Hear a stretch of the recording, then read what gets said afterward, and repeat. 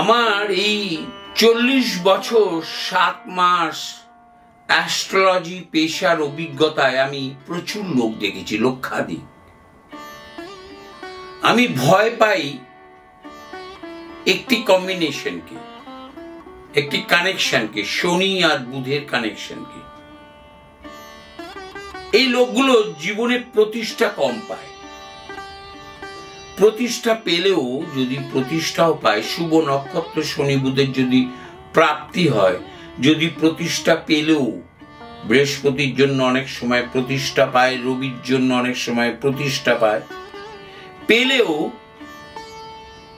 এদের মঙ্গল যে অবস্থাতেই থাকুক বৈবাহিক যোগ একাধিক হয়।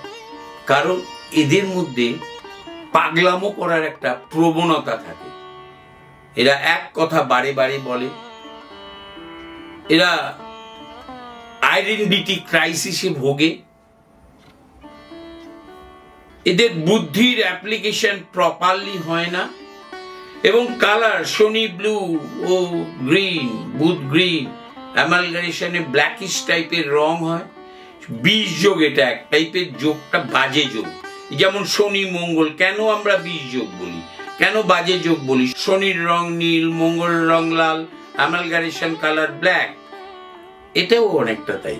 জীবনযাত্রা করে, খায় দায়, পটি করে, সবকিছু করে এরা, কিন্তু এদের মেন্টাল প্রভাব একটু মেন্টাল থাকে। এরা একটু পাগলামো করে, এদের নার্ভের রোগ হয়, এরা নার্ভের রোগী হয়। নমস্কার।